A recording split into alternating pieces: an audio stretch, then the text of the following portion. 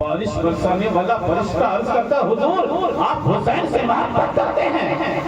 اللہ کے حبیب نے فرمایا ہاں میں حسین سے محبت کرتا ہوں۔ تو بارش برسانے والے فرشتے نے کہا اِنَّ أُمَّتَكَ سَتَقْتُلُهُ، آپ کی امت آپ کے اس بیٹے کو شہید کر دے گی۔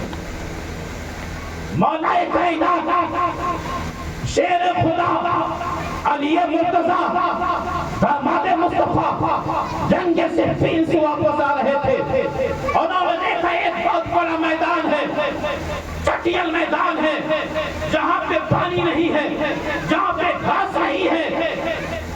حضرت علی مرتضیٰ پوچھتے ہیں میرے صاحبوں یہ کون سی جگہ ہے؟ لوگوں نے کہا اس جگہ کا نام کربلا ہے۔ سیدنا علی مرتضیٰ فوراً اپنے گھوڑے سے نیچے زمین پہ تشریف لائے، سجدے میں چلے گئے۔ آپ نے اتنا رویا کہ جہاں پہ آپ نے سجدہ فرمایا تھا وہاں کی زمین حضرت علی کے آنسوؤں سے بھیگ گئی، وہ زمین تر ہو گئی۔ لوگوں نے پوچھا علی مرتضیٰ خلیفۃ المسلمین اتنا زیادہ رونے کی کیا وجہ ہے؟ سیدنا علی مرتضیٰ فرماتے ہیں اے لوگوں میں اللہ کے حبیب کی بارگاہ میں بیٹھا تھا، اللہ کے حبیب نے اچانک رونا شروع کر دیا۔ ہم نے پوچھا یا رسول اللہ یا حبیب اللہ رونے کی کیا وجہ ہے؟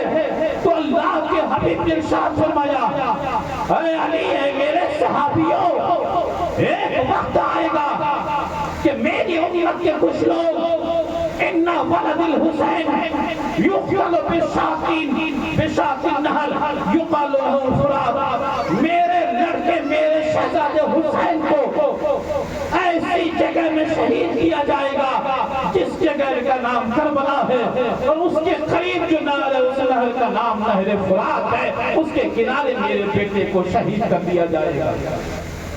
بعض روایتوں میں آیا کہ سیدنا علی مرتضیٰ رضی اللہ تعالیٰ عنہ نے جب اپنا سر انور اٹھایا حضرت علی فرمانے لگے یہاں پر ہمارے بیٹوں کا خیمہ لگے گا، ادھر دشمن رہیں گے، یہاں پہ شہدائے کربلا کے گھوڑے باندھے جائیں گے، یہاں پہ ان کے اونٹ بیٹھائے جائیں گے، یہاں پر ہمارے شہداء کی لاشیں گریں گی۔ حضرت علی مرتضیٰ رضی اللہ تعالیٰ عنہ رو رہے ہیں۔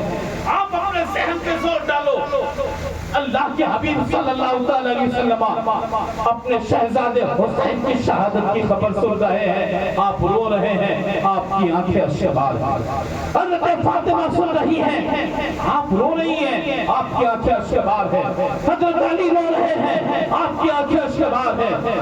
آنسوؤں کا سمندر بہ رہا ہے، وہاں کی زمین تر ہو جا رہی ہے، نیچے کے کنکر آنسوؤں سے بالکل بھیگ جا رہے ہیں۔ لیکن آپ نے کبھی سنا کہ کسی نے رب کی بارگاہ میں اپنے ہاتھوں کو اٹھا کر کے دعا کی پروردگار حسین کی شہادت کو ٹال دے؟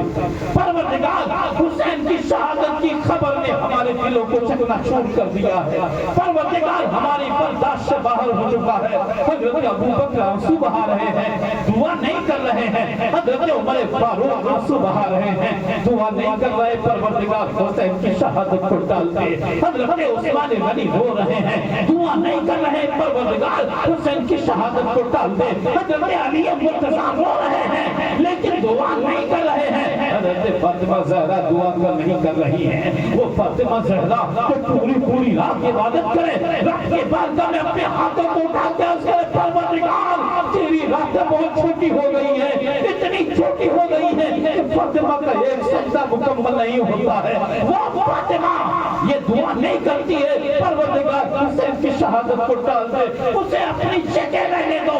کوئی ہو سکتا ہے یہ کہہ دے کہ علی کی دعا شاید قبول نہ ہو، فاطمہ کی دعا شاید قبول نہ ہو، عمر فاروق کی دعا شاید قبول نہ ہو، ابو بکر صدیق کی دعا شاید قبول نہ ہو، عثمان غنی کی دعا قبول نہ ہو، عشرہ مبشرہ کی دعا شاید قبول نہ ہو، لیکن اللہ کے حبیب کی بارگاہ میں تو آؤ، اللہ کے حبیب سے پوچھو یا رسول اللہ یا حبیب اللہ آپ کی شان تو ایسی شان ہے۔ رب کریم ارشاد فرماتا ہے وَلَسَوْفَ يُعْتِيكَ رَبُّكَ فَتَرْضَىٰ، اے حبیب آپ کا رب آپ کو اتنا دے گا، آپ راضی ہو جاؤ گے، آپ خوش ہو جاؤ گے۔ مطلب یہ ہے کہ خدا کی رضا چاہتے ہیں دو عالم، خدا چاہتا ہے رضائی محمد صلی اللہ علیہ وسلم۔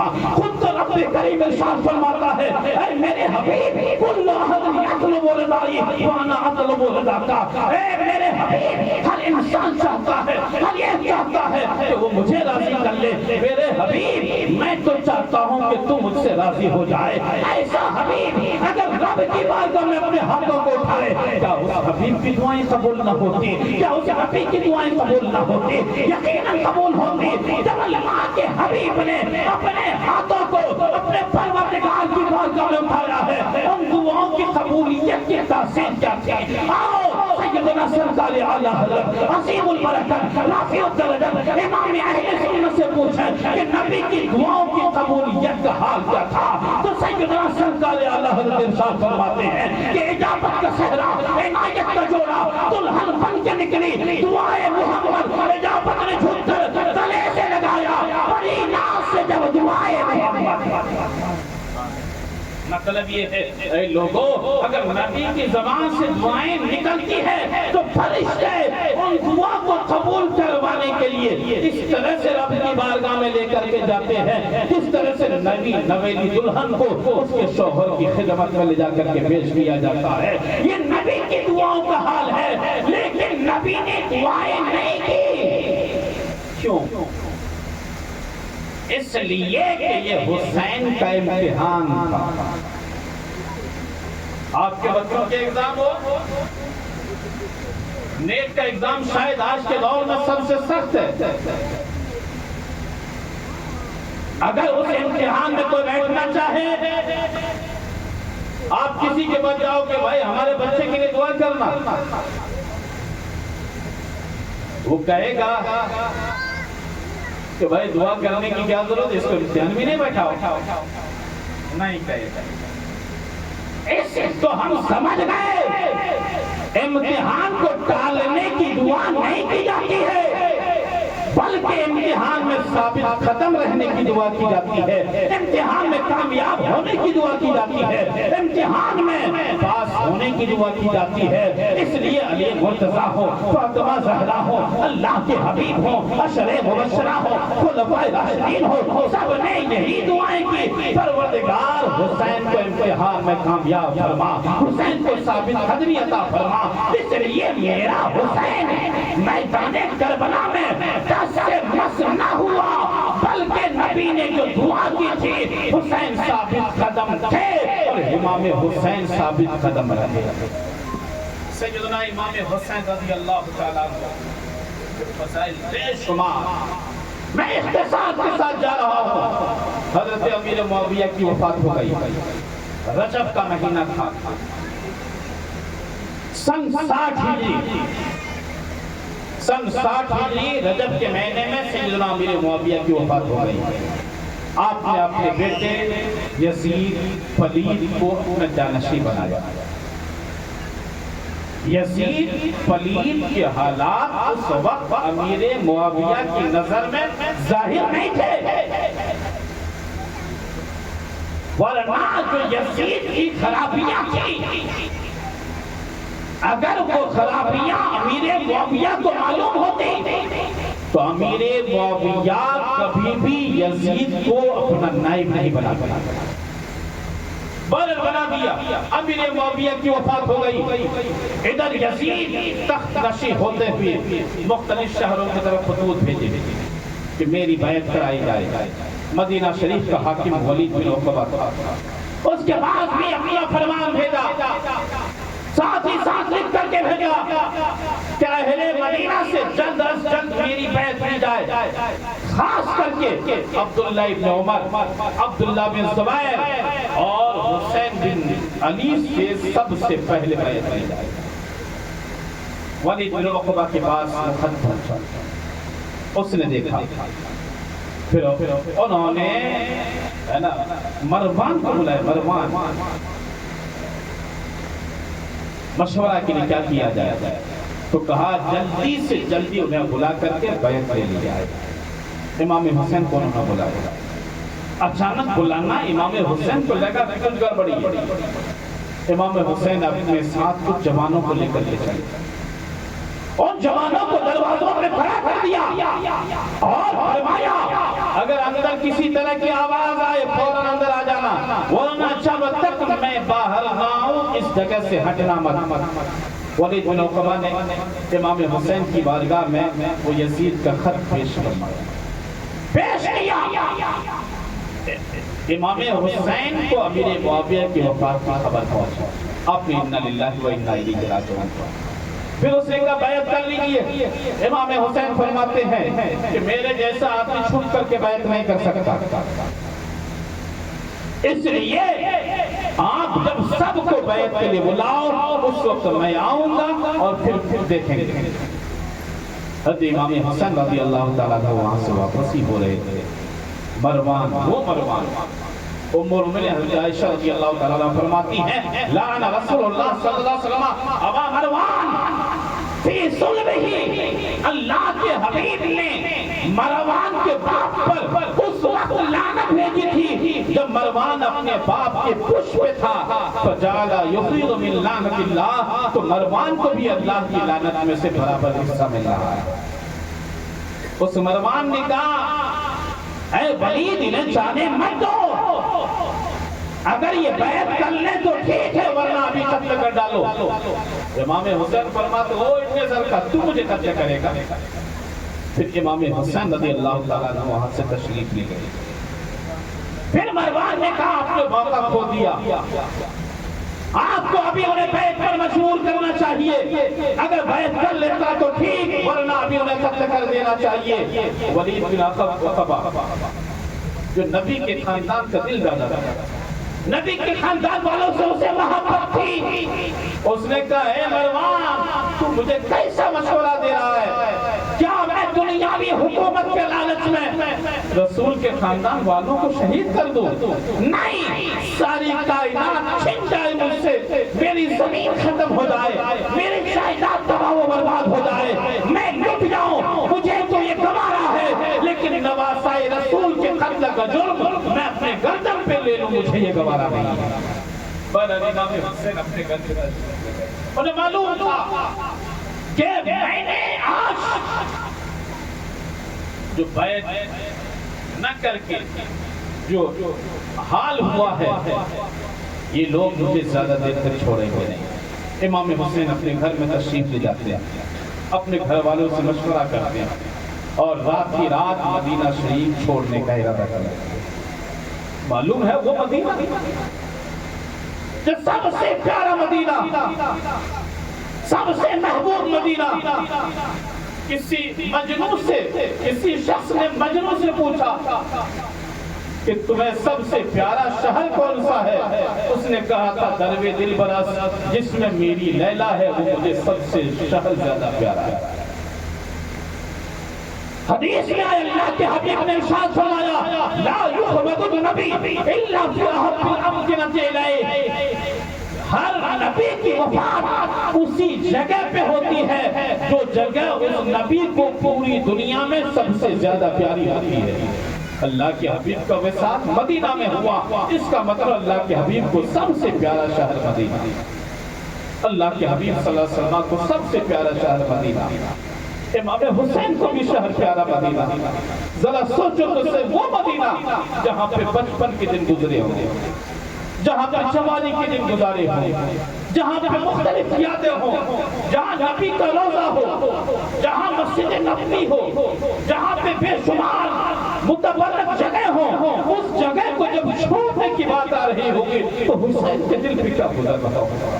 حسین خون کے آنسو رو رہے ہوں گے اور مدینہ چھوڑ کر کے جا رہے ہوں گے، اپنے نبی کے قبر انور پہ روضہ رسول پہ لپٹ کے رو رہے ہوں، نانا جان میں آپ کا پیارا شہر چھوڑ کے جا رہا ہوں، میں مدینہ چھوڑ کے جا رہا ہوں، حضور میں خود اپنی مرضی سے نہیں جا رہا، میں جانے پہ مجبور ہوں، میں جانے پہ مجبور ہوں، یا رسول اللہ یا حبیب اللہ مجھے معاف فرمانا۔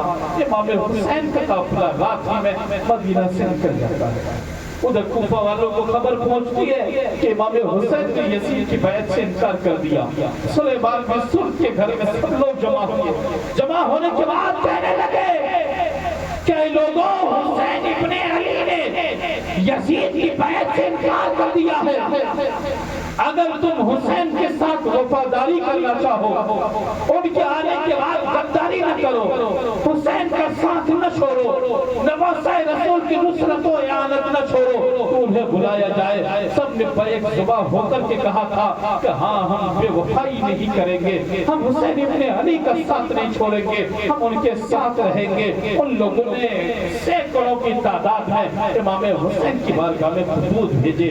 امام حسین نے فرمایا، ایک خط امام مسلم کو دیا اور فرمایا کہ میں اپنے بھائی کو بھیج رہا ہوں، اپنے معتمد کو بھیج رہا ہوں، اگر انہوں نے مجھے خبر دی تو وہاں کے حالات سازگار ہے تو میں آؤں گا ورنہ میں نہیں آؤں گا. حضرت امام مسلم چلے گئے. روایتوں میں آیا ہے ایک ہفتہ کے اندر امام مسلم کے ہاتھ پر 12,000 کوفیوں نے بیعت کی. امام مسلم نے دیکھا. امام مسلم مختار بن عبید کے قیام فرماتے 12,000 کوفیوں نے جب بیعت کی اور ایک دن میں ہزاروں لوگ بیعت کے لیے آ رہے تھے. امام مسلم نے امام حسین کی بارگاہ میں خط لکھا، میرے بھائی جان یہاں کے حالات ٹھیک ہیں، آپ جلد سے جلد تشریف لائیں. ادھر جب کوفہ کے حالات حکومت کے لحاظ سے بگڑنے لگے، کوفہ کا گورنر نعمان بن بشیر تھا.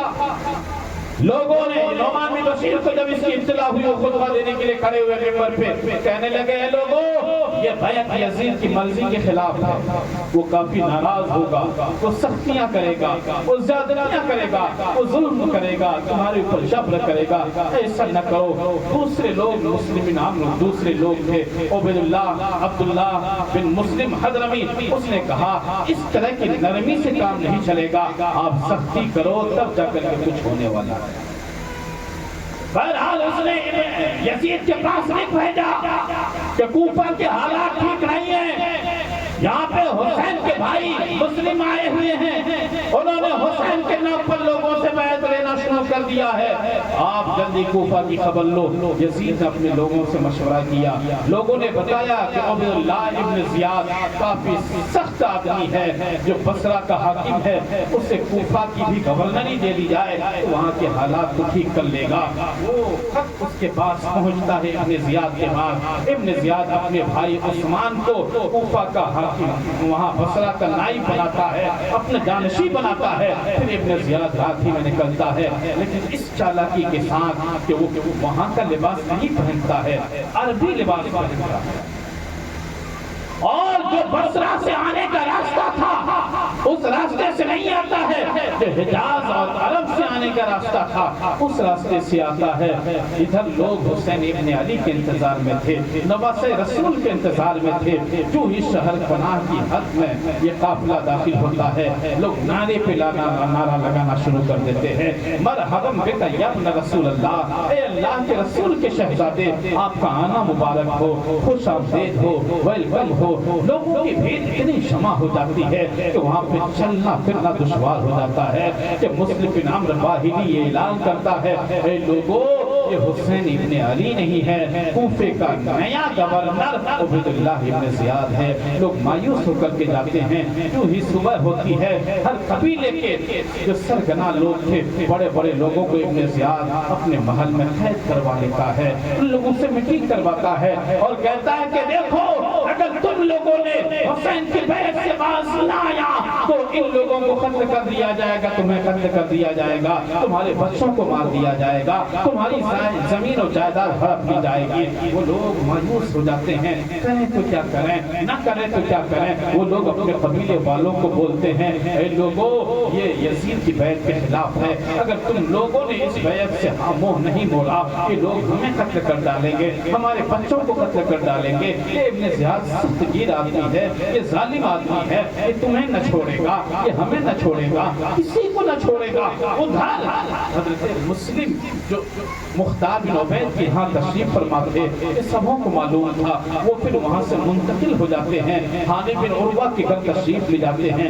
تاکہ لوگوں کو پتہ نہ چلے۔ ابن زیاد تلاش کرواتا ہے، کسی طرح سے بھی جب پتہ نہیں چلتا ہے، اپنا اس کا غلام جو ملک شام کا رہنے والا تھا، کالا کا لوٹا غلام تھا جس کا نام ماقل تھا، اسے 3000 درہم دیتا ہے اور کہتا ہے کسی طرح سے بھی امام مسلم کو تلاش کرو۔ وہ کوفہ کی جامع مسجد میں آتا ہے، وہاں پہ دیکھتا ہے کہ مسلم بن اوسجہ عصر کی نماز پڑھ رہے ہیں، ان کے پاس جاتا ہے، کہتا ہے امام مسلم کہاں پہ، مجھے ان سے ملنا ہے۔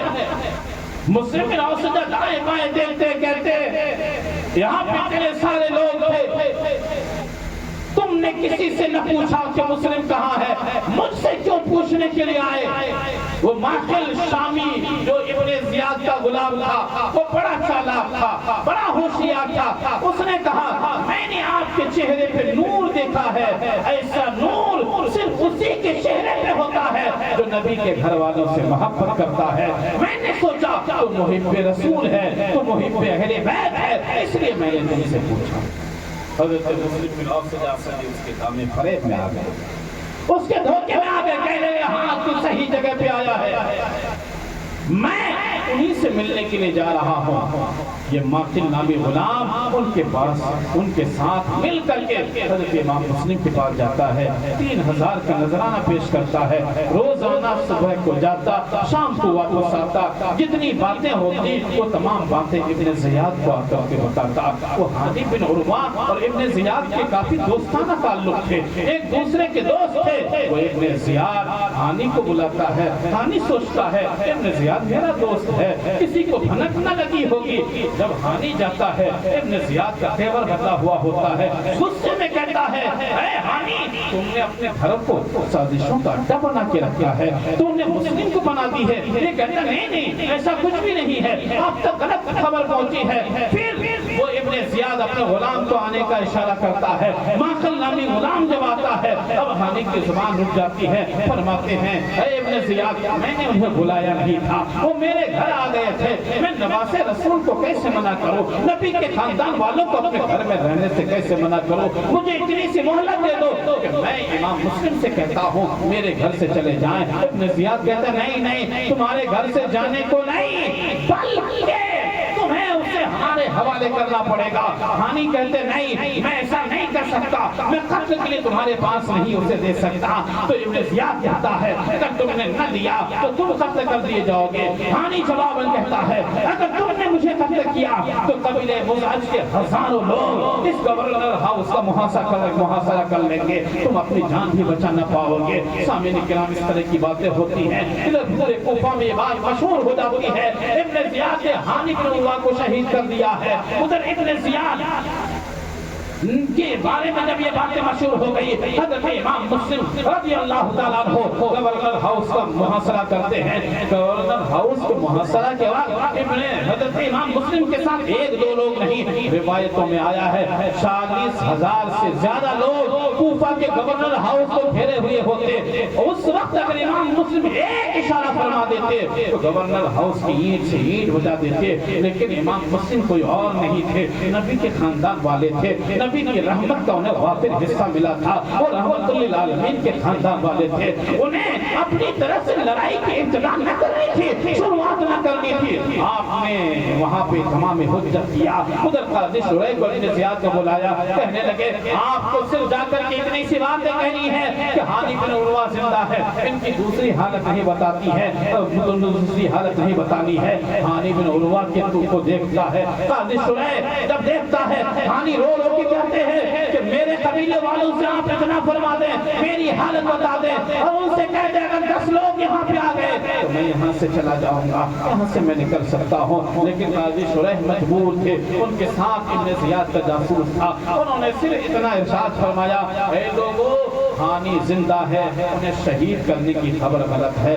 لوگ وہاں سے واپس ہو جاتے ہیں۔ سامعین کرام، امام مسلم وہاں سے واپس ہوتے ہیں۔ وہ امام مسلم ان کے ساتھ دن کے وقت میں 40,000 سے زیادہ فوجیں تھی۔ جب مغرب کا وقت ہوتا ہے، کوفہ کی جامع مسجد میں آپ نماز پڑھنے کے لیے جاتے ہیں، تو جب نماز مغرب کی نماز کی شروعات کرتے ہیں تو آپ کے ساتھ 1 2 نہیں 500 مقتدی آپ کی ابتدا میں نماز شروع کر چکے ہوتے ہیں۔ لیکن جب آپ سلام پھیرتے ہیں تو کیا دیکھتے ہیں؟ آپ کے ساتھ کچھ بھی نہیں، ایک بھی آدمی نہیں۔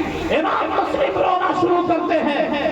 وہ کوفہ جہاں پہ ہزاروں ان کے چاہنے والے دعوے کر رہے تھے کہ ہم اپنے گھر میں رکھیں گے، ہر آدمی یہی کہہ رہا تھا ہمارے گھر میں تشریف لائیں، لیکن امام مسلم کے لیے حالات یکسر بدل چکے تھے۔ اب ان کے لیے رہنے کا گھر نہ تھا، ٹھہرنے کی جگہ نہ تھی، رات گزارنے کے لیے کوئی آشیانہ نہ تھا۔ امام مسلم گھوم رہے ہیں، کوئی انہیں ٹھہرنے دینے کے لیے جگہ نہیں دے رہا ہے، کوئی اپنے گھر کو بلا نہیں رہا ہے۔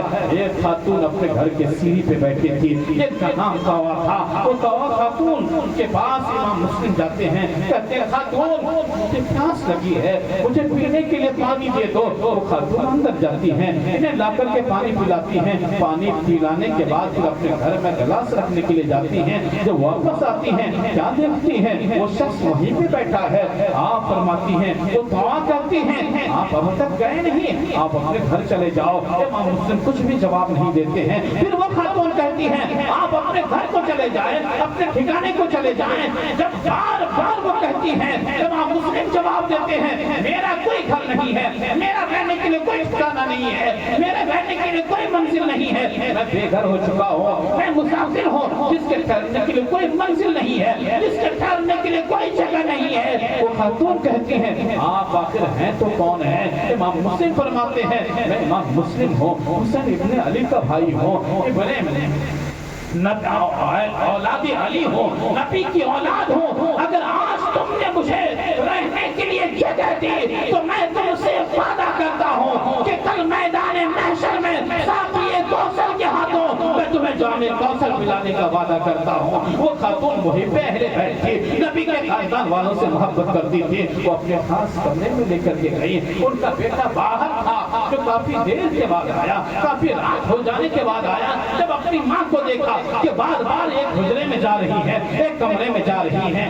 آ رہی ہے، بیٹا نے پوچھا امی جان آپ اس حجرے میں کیوں جا رہی ہو، آپ اس کمرے میں کیوں جا رہی ہو، بار بار آپ کا جانا آنا کیوں ہو رہا ہے؟ آپ تو اس سے پہلے کبھی اس روم میں اتنی بار جاتے نہیں تھے، آپ وہاں پہ جاتی نہیں تھی، آج اتنا کیوں جا رہی ہو؟ ماں نے پہلے چھپانے کی کوشش کی، جب بیٹے نے بہت زیادہ اصرار کیا تو ماں نے یہ وعدہ لیا تم کسی سے بتاؤ گے تو نہیں، تم کسی سے کہو گے تو نہیں۔ بیٹے نے وعدہ کر لیا، ماں نے بتا دیا ہمارے گھر میں امام مسلم ہے۔ وہ بیٹے جو دنیا کا عاشق تھا، دنیا کا فریفتہ تھا، دنیا کا دل دادا تھا، صبح جو ہی ہوئی محمد بن اشعث کو بتایا کہ ہمارے گھر میں امام مسلم قیام فرما ہے۔ محمد بن اشعث جا کر کے ابن زیاد کو بتاتا ہے، ابن زیاد ہزاروں کا لشکر اب محمد بن اشعث کے ساتھ بھیجتا ہے۔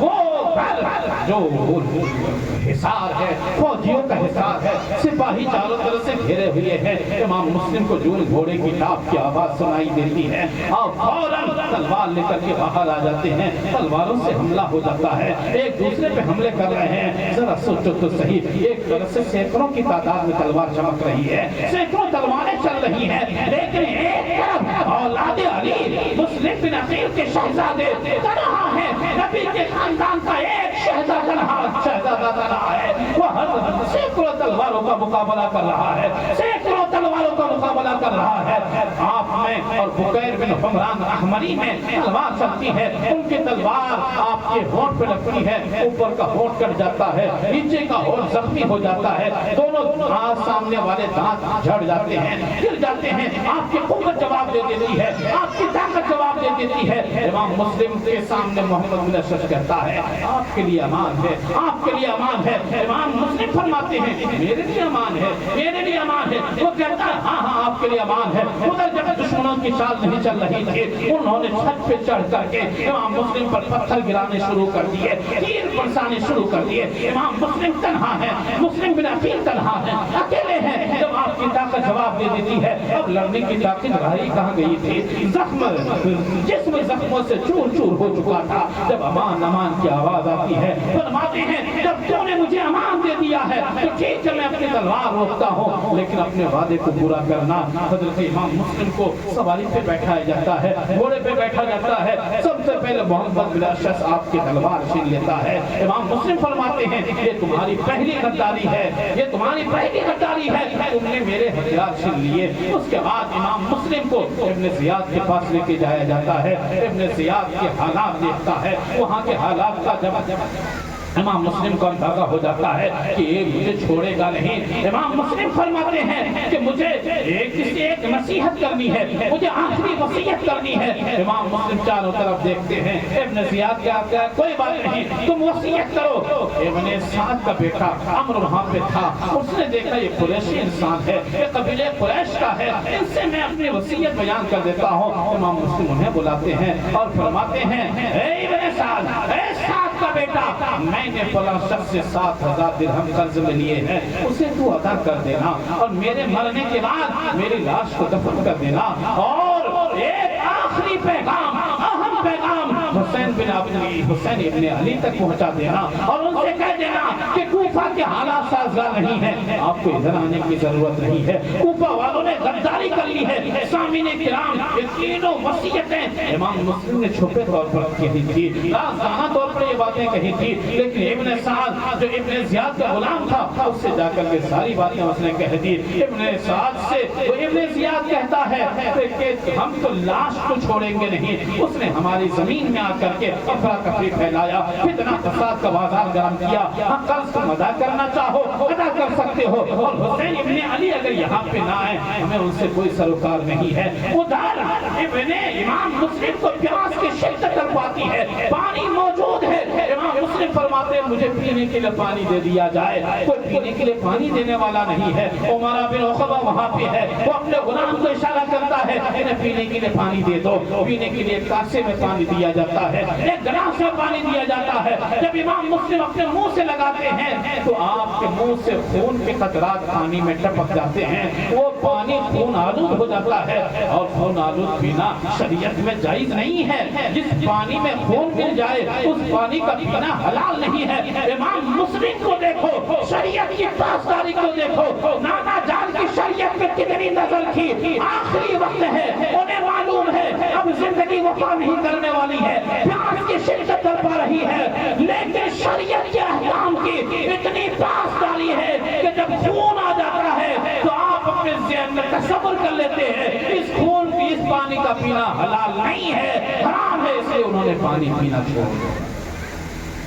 بالآخر امام مسلم کو وہ مسلم نام باہی اور بکیر بن حمران اسد، بکیر بن حمران احمری کو بلاتا ہے ابن زیاد اور کہتا ہے اس کی گردن، اس کا سر اس کے جسم سے الگ کر دو، سر اور گردن کو یہ ہمارا جو گورنر ہاؤس ہے اس کے اوپر سے گرا دو تاکہ اس کی ہڈیاں چکنا چور ہو جائے۔ وہ صحیح کرتا ہے اور اس طرح سے امام مسلم کی شہادت ہو جاتی ہے۔ انا للہ و انا الیہ راجعون۔ سامعین کرام، امام مسلم کی شہادت ہو گئی، ادھر سے امام حسین کو روانہ ہو چکے ہیں مکہ معظمہ سے۔ انشاءاللہ العزیز آگے کا بیان کرنے کی کوشش کی جائے گی۔ رب کریم کی بارگاہ میں دعا ہے پروردگار عالم ہم کو بھی احکام شرع پہ چلنے کی توفیق عطا فرمائے۔ وآخر دعوانا